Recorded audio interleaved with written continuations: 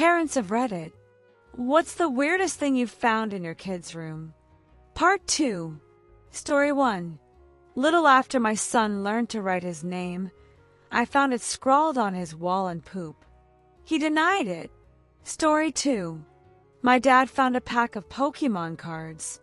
Since we're very religious, he scolded me, threw them away, and spanked me. Because he banned the cards, I'd sneak them to school where I bought them. Story 3. When I was 9, my mom bought me a portable back massager with lights. I was obsessed. It looked like something from the space age and worked wonders on my neck and back. One day, my teenage older sister stole it from my room. I spotted it on her nightstand. She wouldn't give it back, so I told Mom she stole it. Mom just said, "Let her keep it." 20 years later, I finally get it. Story 4. My 5-year-old wrote on the bed foot with crayon, "Please don't kill me." It scared me for a second, but I realized it was a message for the closet and underbed monsters. Story 5.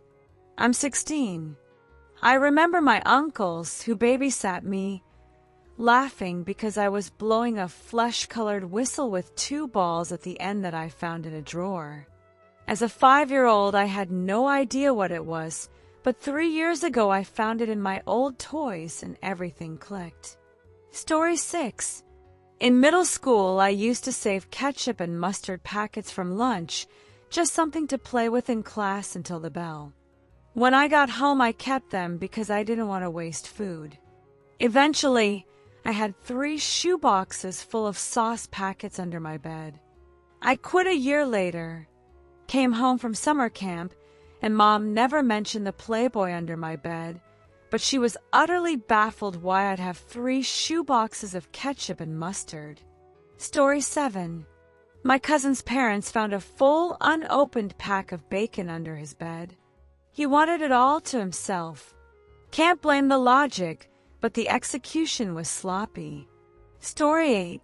My sister found poop on some of her son's toys, a toy screwdriver and a couple others. She panicked, thinking he was shoving them up his butt.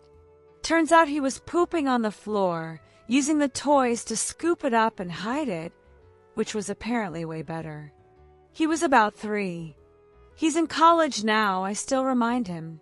Story 9. I'll flip it. When I was 8, my mom hid a Chucky doll under my bed. She knew I was terrified of it. In her defense, I was a brat. Story 10. My mom found a notebook full of smutty stories at 13. Alphabetically, I'd pick a scenario and write a story about it. Came home from school one day and the book was gone, never mentioned. But she will. One day she will. Story 11. Found a weird erotic fanfic a friend wrote. Turns out my 15-year-old son did it. Never breathed a word to anyone. Story 12.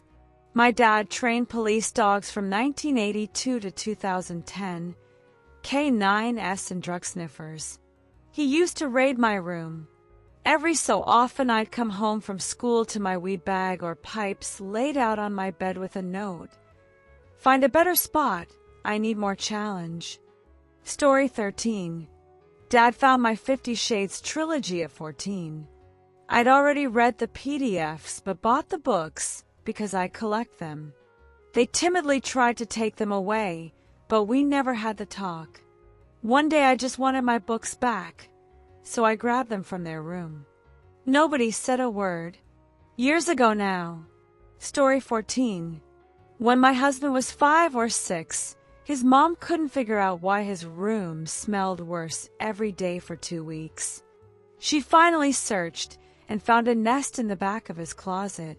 He'd taken 2 eggs from the fridge, built a little nest out of his shirts, and put a plastic dinosaur on top to hatch baby dinos. Perfectly logical in a little kid's mind. Story 15. My mom has definitely seen my YouTube history more than once. Still wondering who Yo-Yo's is and why he's having a bizarre adventure. Story 16. Years ago, a stench came from my 3.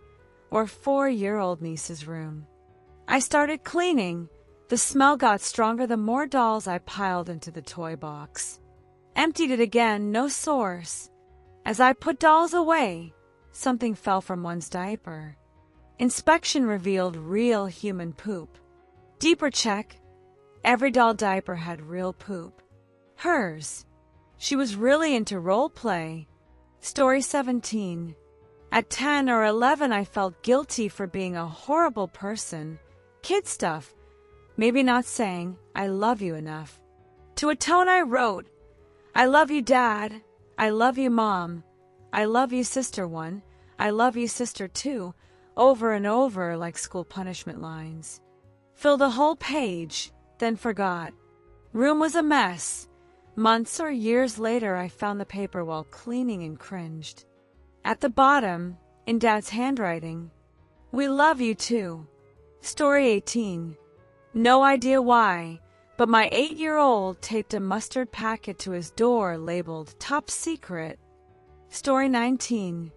I was 10, my brother 12. Weekend at Grandpa's farm.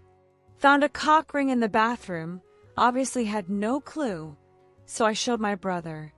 He explained. We panicked, ran outside in the middle of the night, and chucked it into the woods. Grandpa never asked about his missing cock ring. Adult stuff equals throw in woods. Story 20.